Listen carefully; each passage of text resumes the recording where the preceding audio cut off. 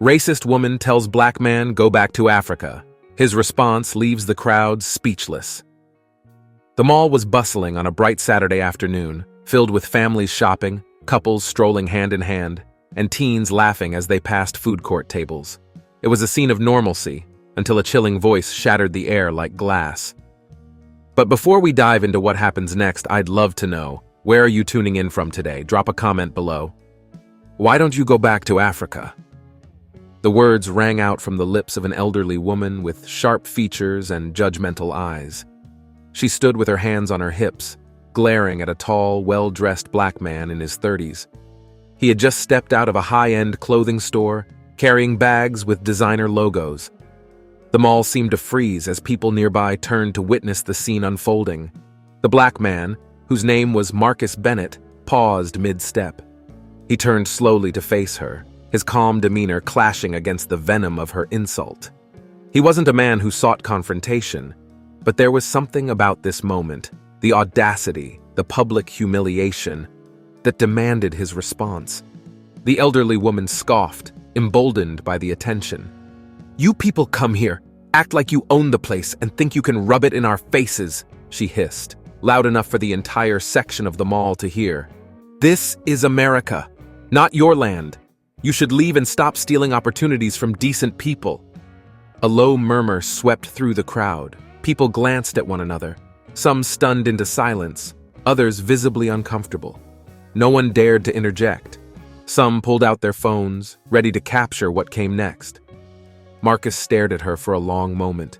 He was tall and poised, his presence naturally commanding. When he finally spoke, his voice was steady and deep, carrying across the quiet. "Ma'am," he said, his tone sharp but composed, "you say this is your asterisk land?" The woman nodded smugly, crossing her arms as though she'd already won. Marcus took a step closer, but not in aggression. He exuded confidence, the kind that made the crowd lean in unconsciously, waiting for what came next. "Let me ask you something. Were you born here?" The woman blinked, momentarily thrown. "Of course I was." "And your parents?" Marcus asked, his eyes locked onto hers like steel. "What about them?" she snapped. "Were they born here?" She faltered for just a moment, her mouth tightening into a thin line. "My grandparents came from Ireland, but that's beside the point." Marcus smiled faintly, a knowing expression crossing his face. "Ah, so your family came from another land, too, and yet you stand here telling me where I don't belong." The crowd shifted, whispers growing louder. The elderly woman's face flushed red, her confidence wavering. "Let me tell you something," Marcus continued, his voice rising just enough to command the room. "I was born here. I went to school here. I built my career here. This land is as much mine as it is yours, probably more, considering my ancestors were brought here in chains against their will to build the foundations of the country you stand so proud of today." The murmurs grew louder now, a ripple of agreement spreading through the audience. The elderly woman's face contorted in anger. "That's not—" "No," Marcus interrupted, his voice cutting through hers like a knife. "I'm not done." He pointed to himself, his presence unwavering. "You look at me and see a black man, and you think that gives you the right to judge me, to diminish my place here. Let me tell you who I really am. I'm the CEO of a Fortune 500 company. I employ hundreds of people of all races and backgrounds. I fund scholarships for underprivileged youth to get the opportunities they deserve. I make this country better." The crowd erupted in applause. Some people whistled, others clapped so hard their hands turned red. A teenager in the front row who had been recording shouted, "Say it louder, man!" The elderly woman looked around, suddenly realizing that she was alone. The crowd she expected to back her was now turned against her. Marcus stared at her one last time, his expression firm yet measured. "And you," he added, his voice soft but sharp, "could learn something about humility and decency. If you can't treat others with respect, you are the one who doesn't belong here." The woman's mouth opened and closed, but no sound came out. She turned on her heel, huffing away through the crowd that parted like the Red Sea. Marcus turned back to the crowd. "This isn't about just me," he said, his voice echoing through the mall. "It's about all of us. We belong here. We've earned our place here, and no one can take that away." The applause swelled again, this time louder, more resolute. Strangers came up to shake his hand, offering words of support. A young girl, no older than 8, tugged at his sleeve and looked up at him with wide eyes. "Thank you for standing up to her," she said quietly. Marcus smiled, crouching to her level. "Sometimes we have to remind people of what's right," he replied gently. The crowd began to disperse, the energy of the moment still hanging in the air.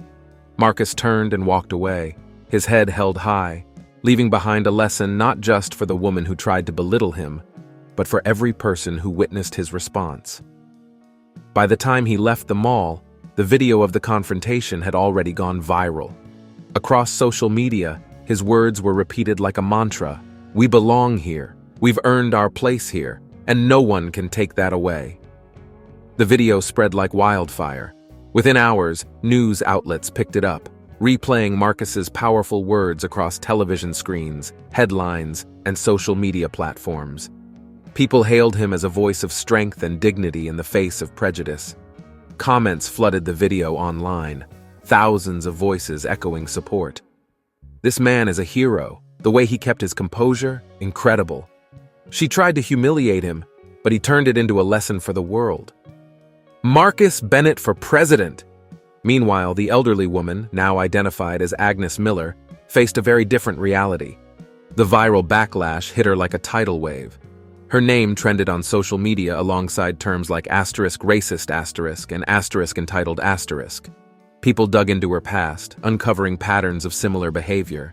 Neighbors spoke out. Former co-workers shared their stories, and her reputation crumbled overnight. Agnes sat in her living room, her hands trembling as she scrolled through the endless stream of messages condemning her actions. She muttered under her breath, refusing to accept responsibility. "This is blown out of proportion. He embarrassed me on purpose," she insisted to herself, though deep down, shame gnawed at her. Marcus, on the other hand, was overwhelmed with messages of gratitude and praise. Friends, colleagues, and even strangers reached out to commend him for his strength. His phone buzzed non-stop, and the media reached out for interviews. "Sir, you've become a symbol of grace under pressure. How do you feel about the way the world is responding?" a reporter asked him during a brief phone interview. Marcus's response was as calm as ever. "I didn't respond to her to make a spectacle. I responded because silence allows ignorance to grow. I spoke up because people need to hear the truth. Our worth is not determined by someone else's prejudice." The reporter paused, clearly taken aback by his humility. "And what would you say to Agnes if you could speak to her now?" Marcus didn't hesitate. "I'd tell her it's not too late to learn. Hate is taught, but so is compassion. You can choose to change. It's on her." That quote circulated everywhere, solidifying Marcus not only as a man of dignity, but as a teacher of life's hardest lessons. Days later, Marcus was invited to speak at a youth empowerment conference.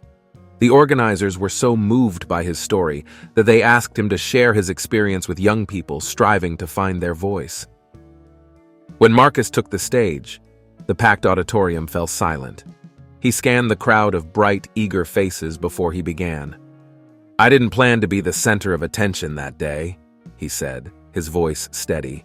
"But when someone tries to strip away your dignity, you have two choices: shrink down or stand tall.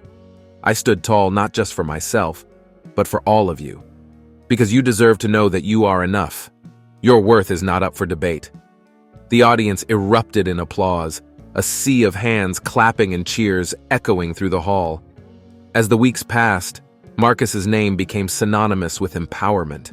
He received invitations to speak at universities, corporations, and leadership summits.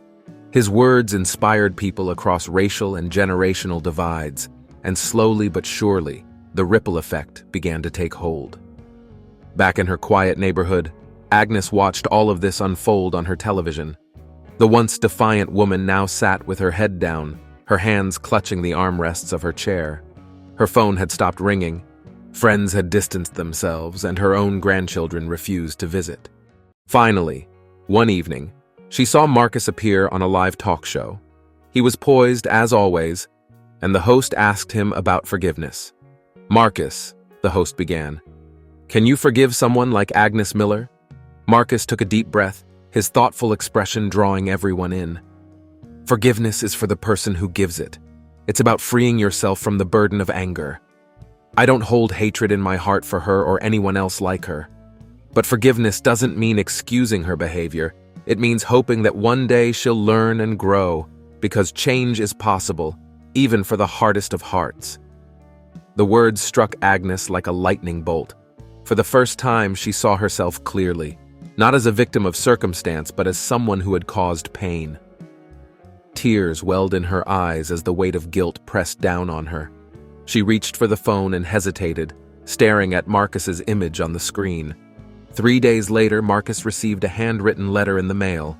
The envelope was plain, the handwriting shaky and uneven. He opened it and read the first line. "Dear Mr. Bennett, I owe you an apology." The letter was long, raw, and filled with regret. Agnes confessed her shame and admitted that the confrontation had forced her to face the ugly parts of herself. She ended with a simple plea. "Thank you for showing me the truth, even when I didn't want to hear it. I hope I can change, and I hope one day you'll believe me." Marcus folded the letter carefully and set it on his desk. He looked out the window of his office, his heart conflicted but hopeful. Change was slow, and forgiveness was complicated. But maybe, just maybe, his words had planted a seed. And seeds, no matter how small, could grow into something greater than anyone expected. Drop a comment if you enjoyed this story. It doesn't cost you anything, and you'll make me very happy. Thank you. And I look forward to your like,